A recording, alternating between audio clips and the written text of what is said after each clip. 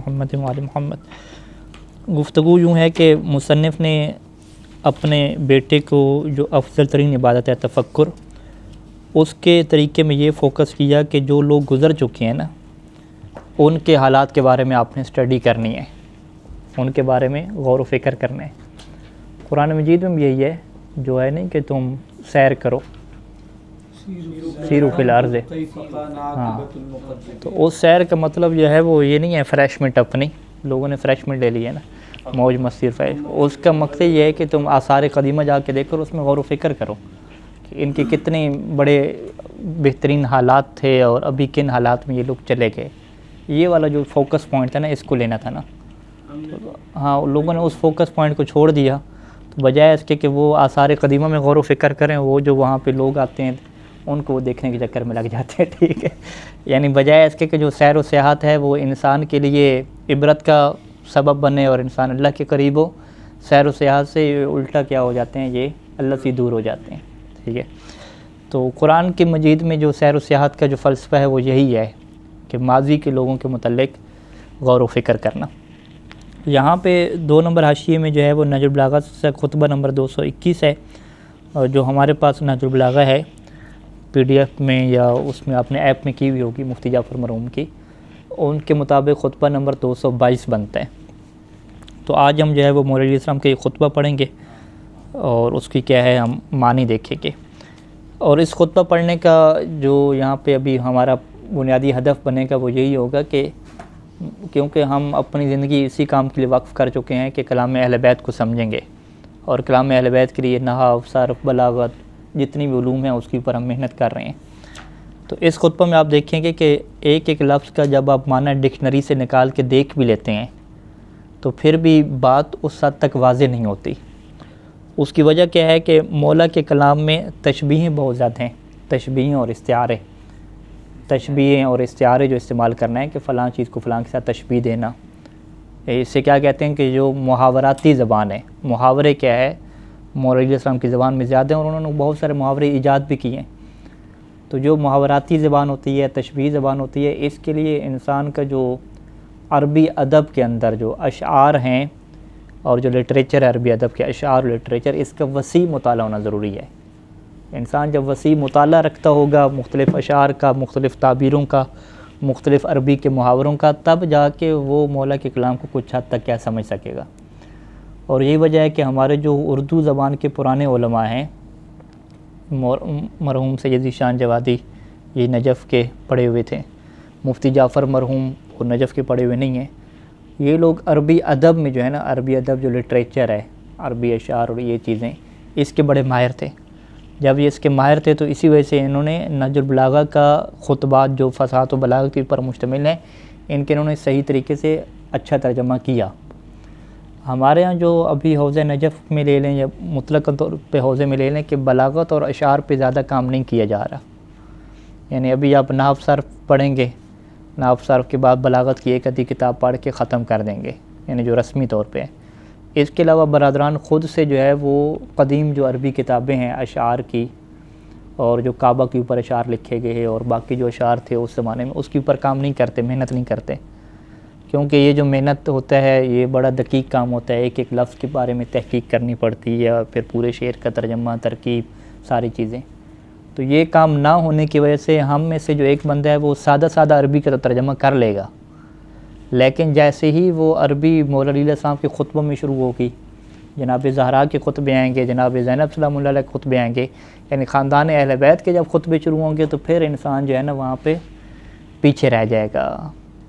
تو لہٰذا جو ہے وہ ابھی سے آپ اپنا یہ ذہن بنائیں کہ نحو و صرف و بلاغت کے بعد باقاعدہ سے آپ نے اپنے طور پہ بہت ساری قدیم کتابیں ایسی حل کرنی ہیں کہ جو ہمارے مراجع اعظام نے حل کی ہیں، جو مفتی جعفر مرحوم نے پڑھی، جو مرحوم سید ذیشان جوادی نے پڑھی، کہ جن کی وجہ سے وہ کلام اہل بیت کو سمجھنے کے قابل ہوئے۔ اب اس میں یہ آپ چیز چھوڑ دیں کہ بھئی وہ پڑھائی جا رہی ہے یا نہیں پڑھائی جا رہی ہے، اس کا امتحان ہو رہا ہے یا امتحان نہیں ہو رہا ہے، ان چکروں سے نکلیں، اور جو چیز ضروری ہے آپ سمجھتے ہیں ضروری ہے تو اس کو اپنے طور پہ پڑھیں، استاد تلاش کریں اور پڑھیں۔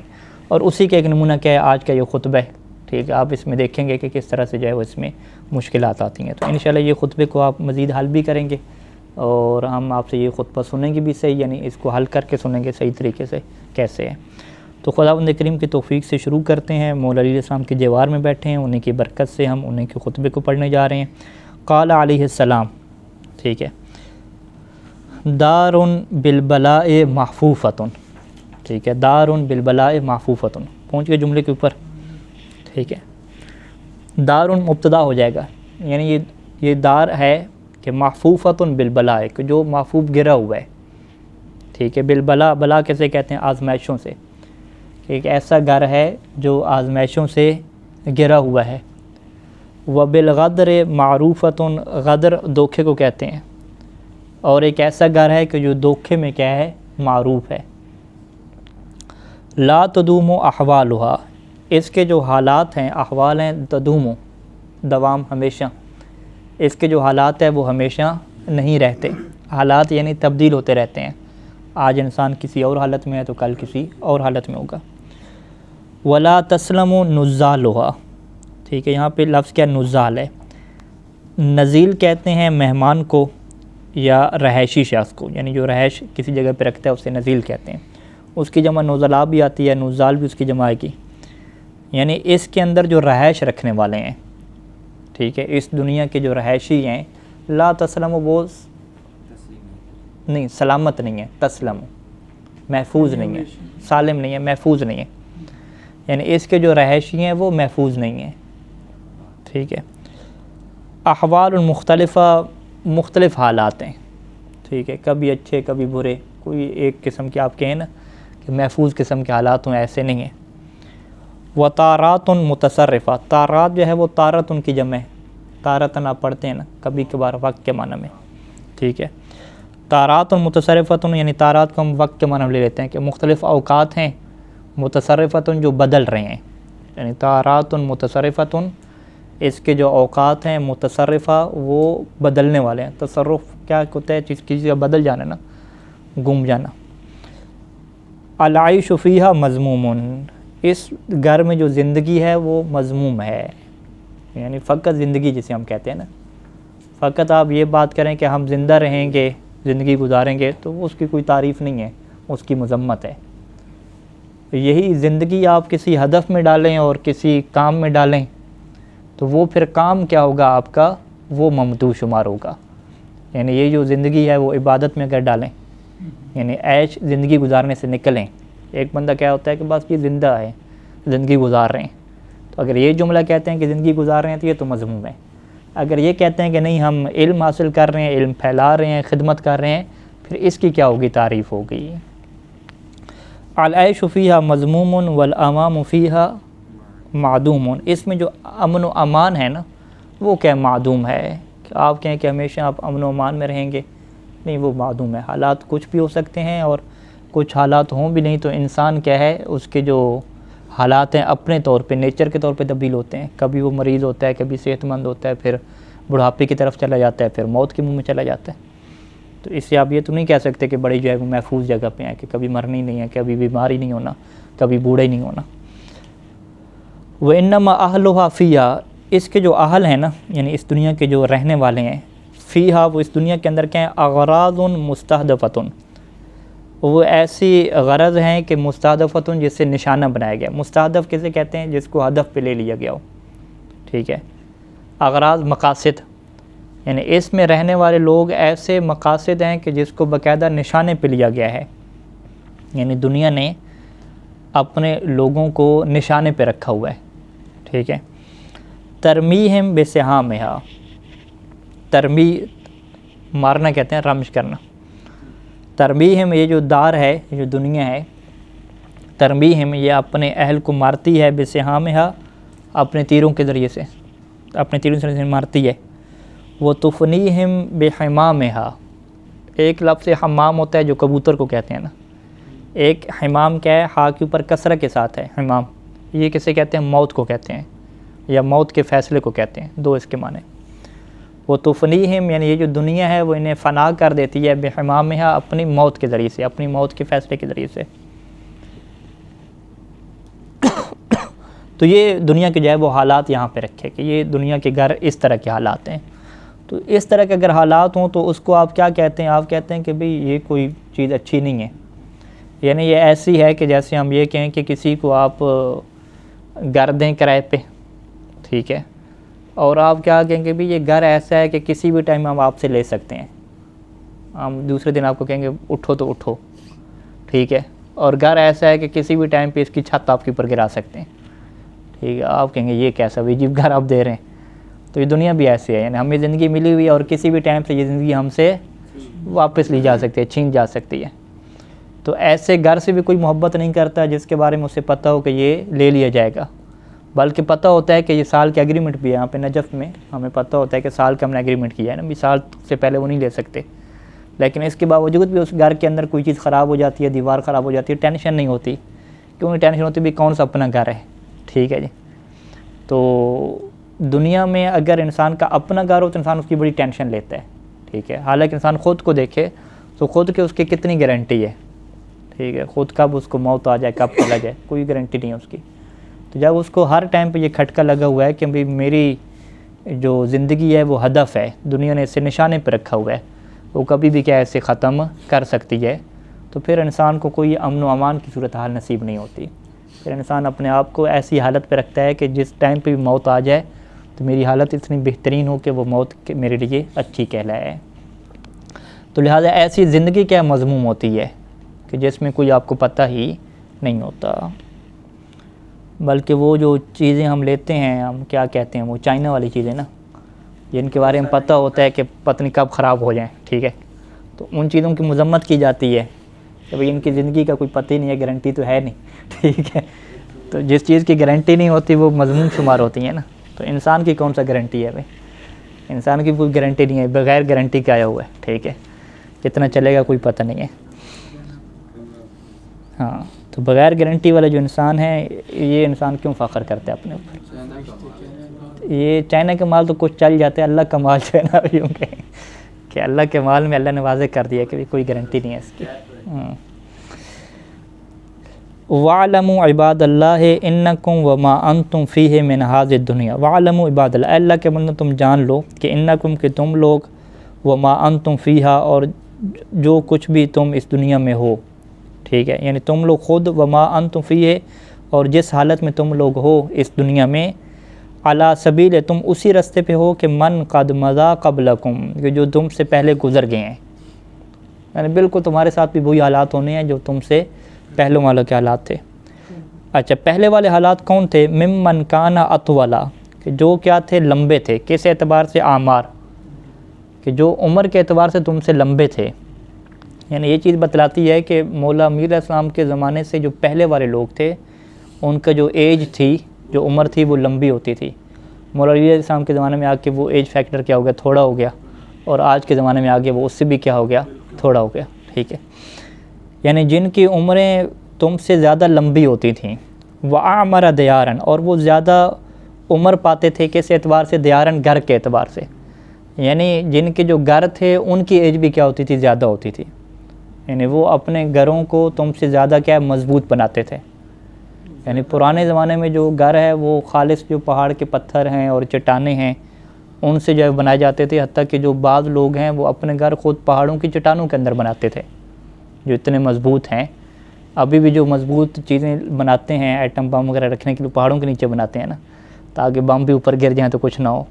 تو اس طرح کے جو مضبوط گھر تھے وہ اس اعتبار سے تھے, ان لوگوں کے تھے, ٹھیک ہے. وَأَبْعَدَ آثَارًا اور وہ لوگ زیادہ دور, ابعد کہتے ہیں زیادہ دور ہونا نا, زیادہ تجاوز ہونا, یعنی زیادہ پرانے رکھتے تھے. آثاراً, آثار کیسے کہتے ہیں؟ کسی چیز کی یادیں, یادگاریں بھی کہتے ہیں, اور پرانے قدیم آثار اسی سے لفظ ہے نا. وَأَبْعَدَ آثَارًا اور وہ بہت پرانی یادیں رکھنے والے تھے, ٹھیک ہے. ابعد یعنی یادیں ان کی بہت پرانی تھیں. یعنی جب عمریں لمبی ہیں, گھر لمبی ہیں, تو ان کے جو حالات واقعات ہیں, یادیں, وہ بھی بہت پرانی ہیں, ٹھیک ہے جی. یعنی ایک بندہ جو ہے وہ دادا بھی ہے, پردادا بھی ہے, اس سے بھی کیا اوپر کیا ہے, اس کی 4-5 نسلیں نیچے اس کے کام کر رہی ہیں. تو اس سے آپ اگر پوچھیں تو وہ کہے گا دیکھو جی میرا پردادا, اس کے اوپر کے جو حالات ہیں, سب کے حالات بڑے لمبے لمبے ہیں. ایک پورا ان کا سیٹ اپ ہوتا ہے نا, ابھی ہمیں تو یہ پتہ ہوتا ہے کہ جی یہ میرے دادے کی دکان تھی، یہ میرے دادے کی زمین تھی، آگے کا نہیں پتہ، ٹھیک ہے، ہاں اس سے آگے پتہ نہیں ہے زمینیں کیا تھیں، جبکہ ان لوگوں کے کیا تھا کہ ان کے جو آثار تھے وہ بڑے پرانے تھے، یعنی ان کی جو پرانی بلڈنگیں ہیں، پرانی زمینیں ہیں، وہ سارا ان کو پتہ ہے کہ یہ ہمارے انڈر لینی ہے، کوئی اس کے اوپر قبضہ نہیں کر رہا، ایک قبیلے کے اعتبار سے وہ خاص ہو گئیں، کیونکہ ایک جب نسل چل رہی ہے تو وہ چیزوں کے اوپر کنٹرول کر رہی ہیں، تو وہ اپنی آثار کے اعتبار سے بہت ہی پرانے لوگ تھے، یعنی بڑے پرانے آثار رکھنے والے تھے۔ لیکن ابھی حالات کیا بنے کہ اصبحت اصواتم حامدہ، اصبحت سارا کے معنی میں آتا ہے اصبح، ان کی آوازیں کیا ہو گئی ہیں حامدہ، حامدہ کسے کہتے ہیں؟ لفظ حمدہ دیکھیں لغت میں، بھئی تھوڑی لغت بھی کھولیں، حامدہ ختم ہونے کے معنی میں ہونا چاہیے، خاموش ہو جانے کے معنی میں ہونا چاہیے، انہدام ہے نا، انہدام، ہاں انہدام اسی سے ہے، احسنتم، اردو کا ہادمہ سے، ہادمہ کیا ہے؟ ختم ہو جانا، معدوم جسے کہتے ہیں، کمزور ہو جانا، اور سکون ہو جانا، ٹھہر، ختم ہو جانا، انہدام تخریب کاری، رائے گاں، ٹھیک ہے جی۔ تو ان کی جو آوازیں ہیں وہ کیا ہوئی جی؟ ختم ہو چکی ہیں ابھی، بڑا یعنی ان کے حالات اچھے ہوتے تھے، ان کی آوازیں ختم ہو چکی ہیں۔ وَرِيَاحُهُمْ رَاكِدَةٌ، اور ان کی جو ہوا ہے وہ راکد، راکد رک جانا، ان کی جو ہوائیں ہیں وہ رک چکی ہیں۔ ہوائیں سے پھر مراد کیا ہوگا؟ ان کی جو حالات اور واقعات تھے، شان و شوکت تھی، ٹھیک ہے جی، وہ کہتے نہیں ہیں بندہ ہواؤں میں اڑتا ہے، اردو میں بھی ہے نا، ٹھیک ہے، بندہ ہواؤں میں اڑ رہا ہے، تو ان کی جو ہوائیں تھیں نا جن ہواؤں میں وہ اڑتے تھے وہ ساری رک چکی ہیں۔ وہ اجسادہم بالیہ، اور ان کے جو اجساد ہیں وہ بالی ہو چکے ہیں۔ بالی کسے کہتے ہیں؟ ہاں گل سڑ جانا، بلا کیا ہوتا ہے؟ گل سڑ جانا، اور ان کے جو جسم ہے وہ گل سڑ چکے ہیں۔ وَدِيَارُهُمْ خالیہ، اور ان کے جو گھر ہیں وہ خالی ہو چکے ہیں۔ وَآثَارُهُمْ عافیہ، اور ان کے جو آثار ہیں وہ عافیہ مٹ چکے ہیں، یعنی پہلے ابعد آثار تھے نا، کہ ان کے جو آثار تھے اور یادگاریں تھیں وہ بڑی دور دور تک تھیں، ابھی ان کے سارے آثار کیا ہیں؟ وہ مٹ چکے ہیں۔ استبدلوا، یہ باب استفعال سے ہے نا، کسی چیز کا بدل طلب کرنا۔ استبدلوا بالقصور المشیدہ والنمارق الممہدہ الصخورہ والاحجار المسندہ۔ استبدلوا، انہوں نے تبدیل کر لیا، بالقصور المشیدہ، وہ جو ان کے قصور تھے، قصر وہ جو محل تھے، مشیدہ کسے کہتے ہیں؟ جس سے بنایا گیا ہو نا مضبوط طریقے سے، جو مضبوط بنے ہوئے محل تھے، اور اسی طریقے سے نمارق ممہدہ، نمارق، نمرق کی کیا جمع نمارق ہے، نمرق کی جمع نمارق ہے، نمرق چھوٹے تکیوں کو بھی کہتے ہیں، اور جو چھوٹی قالین ہے اسے بھی کیا نمارق کہتے ہیں۔ تو نمارق ممہدہ کیا کہیں گے؟ تیار شدہ قالینیں، یعنی مضبوط جو ان کے قصر تھے، محلات تھے، اور جو اس کے اندر تیار شدہ قالینیں تھیں، انہوں نے اس کو بدل دیا، کس چیز سے بدل دیا؟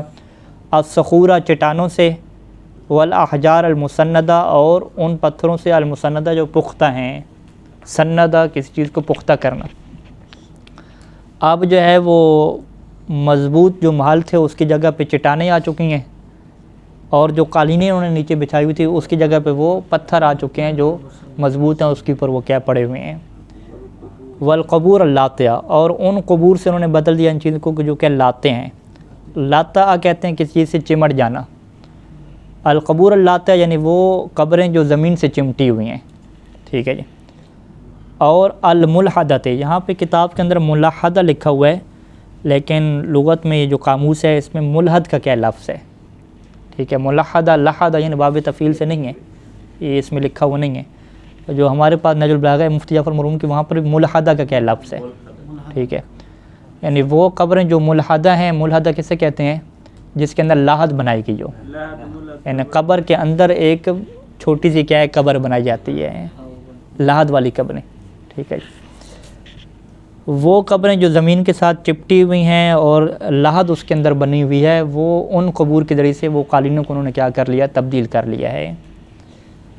اچھا جی، یہ جو قبریں ہیں التی قد بنیا، کہ جس سے بنایا گیا ہے، قد بنیا بالخراب فناؤہا، ہاں، جو لفظ فنا ہے یہاں پہ یہ کس معنی میں ہے؟ ایک ہوتا ہے فنا فتح کے ساتھ، اس کا مطلب کیا ہے؟ ختم ہو جانا نا۔ ایک فنا کیا ہے؟ کثرہ کے ساتھ ہے۔ کثرہ جو فنا ہے اس سے کہتے ہیں گھر کا اندرونی صحن، جو گھر کے اندر صحن ہے اسے کہتے ہیں فنا کہتے ہیں، اور اس کی جمع کیا آتی ہے؟ افنیاتن آتی ہے۔ اب کیا مولا فرما رہے ہیں کہ التی قد بنیا بالخراب فناؤہا، کہ ان قبروں کے جو داخلی صحن ہے نا ان کی بنا رکھی گئی ہے خراب کے اوپر، خراب بیکاری کے اوپر، تباہ و بربادی کے اوپر، نہیں خراب قد بنیا بالخراب یعنی خراب کے اوپر، بیکاری کے اوپر ان قبروں کے اندرونی صحن کی بنا رکھی گئی ہے، بنیاد رکھی گئی ہے۔ وہ شیدہ بالتراب بناؤہا، شیدہ مضبوط کرنا، اوپر آیا تھا مشیدہ، ٹھیک ہے، اور مضبوط کیا گیا مٹی کے ساتھ۔ مٹی کے ساتھ جو ان کی بنا ہے نا، ایک بلڈنگ کی بنا کیا ہوتی ہے؟ اس کی جو بناوٹ ہوتی ہے، ٹھیک ہے، جو نچلا حصہ اس کا ہوتا ہے بنا، ٹھیک ہے، کیا کہتے ہیں اسے؟ ایرا کہتے ہیں، بنا ٹی پی سی کہتے ہیں، اردو میں کیا کہیں گے؟ بناوٹ، سخاوت کہیں گے، بناوٹ کہیں گے۔ اور اس کی جو بناوٹ ہے اسے مٹی کے ذریعے سے کیا مضبوط کیا گیا ہے، ٹھیک ہے، یعنی سیمنٹ نہیں، کوئی پتھر نہیں، ٹھیک ہے جی۔ فمحلھا مقترب، پس ان کا جو جگہ ہے وہ کیا ہے؟ قریب ہے، یعنی ان قبور کا جو جگہ ہے وہ ایک دوسرے کے قریب ہے۔ لیکن وساکنھا مقترب، لیکن اس کے اندر جو رہنے والے ہیں وہ کیا مقترب ہیں۔ غربہ اقتراب کے اقتراب کیا ہے؟ اجنبی ہونا، یعنی قبروں کا جو محل اور جگہ ہے یہ تو مقترب ہونا، ایک دوسرے کے قریب ہے، لیکن ان کے اندر جو رہنے والے ہیں نا وہ ایک دوسرے سے کیا ہیں؟ اجنبی ہیں، ٹھیک ہے، ایک دوسرے سے بیگانے ہیں۔ بین اہل محلۃ، وہ ایک ایسے محل کے اندر رہنے والے ہیں کہ موحشین، کہ جس میں وہ ایک دوسرے سے کیا ہیں؟ الگ الگ ہیں، ایک دوسرے سے وحشت کرنا یعنی ایک دوسرے کو نہ پہچاننا، ٹھیک ہے، یعنی ایسا نہیں ہے کہ مرنے کے بعد پھر یہ لوگ ایک دوسرے کے ساتھ بڑے تعلقات رکھتے ہیں، ایسا نہیں ہے، وہ اکیلے ہیں بالکل، ٹھیک ہے، یعنی ایسے محلہ کے اہل میں ہیں کہ جس میں یہ موحشین ہیں، یعنی ایک دوسرے سے بیگانے ہیں، وحشت رکھنے والے ہیں۔ وہ اہل فراغ، اور ایسے لوگ ہیں کہ جو فارغ ہیں، ٹھیک ہے، کوئی اس میں ان کا کام نہیں ہے، لیکن اہل فراغ ہیں، لیکن اس کے باوجود کیا متشاغلین، یہ مشغول بھی ہیں۔ فارغ مشغول کیسے ہوتا ہے؟ یعنی اس کی جو فکر ہے وہ مشغول ہوتی ہے، یعنی اہل فراغ ہیں لیکن متشاغلین ہیں، یعنی وہ سوچ و بچار میں ہیں کہ ان کے ساتھ کیا حالات ہوں گے، اب یہ آگے کیا بنے گا۔ لا یستأنسون بالاوطان، وہ انس طلب نہیں کرتے۔ انس طلب کرنے کو کیا کہتے ہیں؟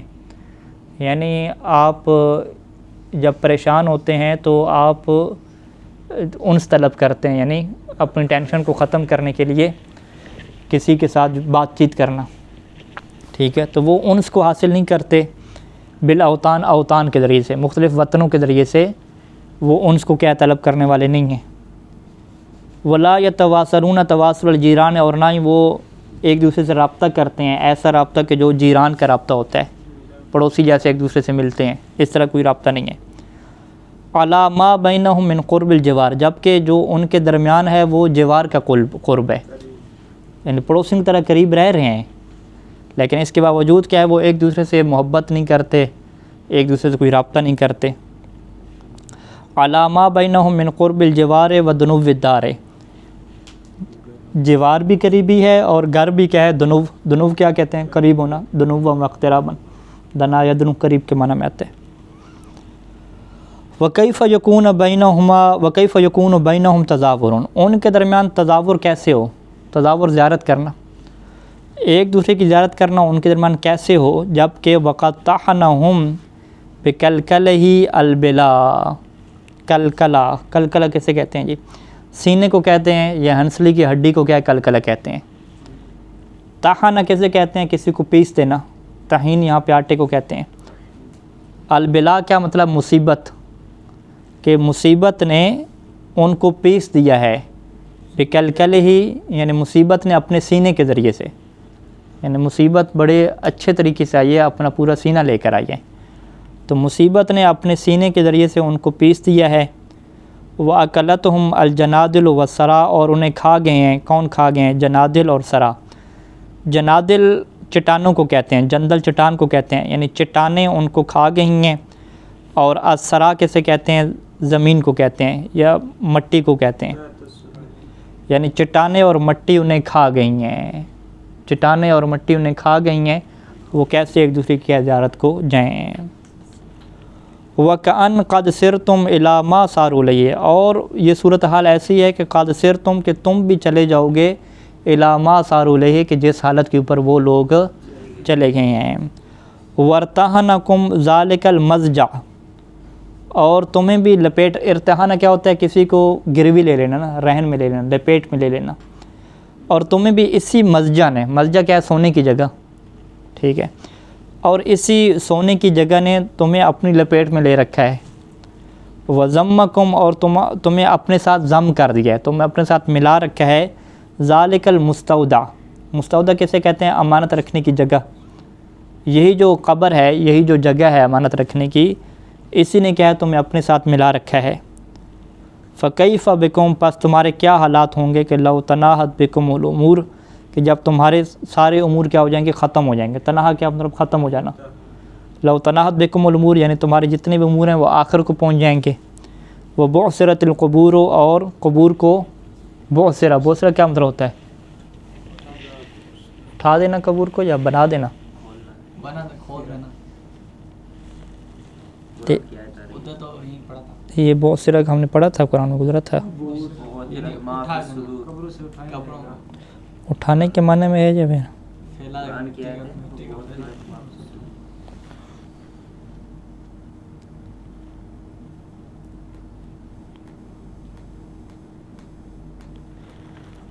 پھیلا دینا، بکھرنا، منتشر کرنا۔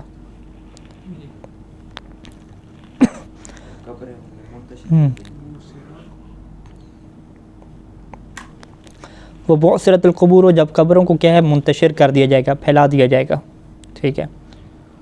امور تمہارے سارے ختم ہو جائیں گے اور قبروں کو کیا ہے؟ پھیلا دیا جائے گا۔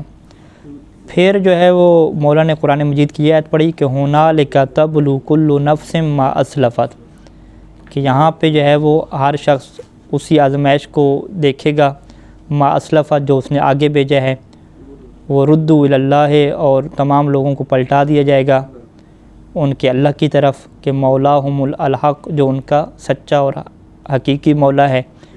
وضل عنہم ما کانوا یفترون، اور وہ چیز ان سے رہ جائے گی کہ جس کا وہ بہتان باندھتے تھے، یعنی جو وہ تہمتیں اور الزام لگاتے تھے، اب وہ ساری چیزیں کیا ہیں؟ پیچھے رہ جائیں گی۔ ضل عنہم، کوئی چیز کسی سے رہ جانا، ٹھیک ہے، کام نہ آنا، ٹھیک ہے۔ تو یہاں پہ سارا خطبہ کیا ہوتا ہے؟ ختم ہوتا ہے۔ تو مصنف نے بھی کیا ہے؟ اسی خطبے سے اوپر کی جو ہے نا وہ وصیت لی ہے اپنے بیٹے کے لیے کہ تم نے جو ہے وہ اسی طریقے سے جو ماضی کے حالات ہیں ان کے بارے میں غور و فکر کرنا ہے، ٹھیک ہے جی۔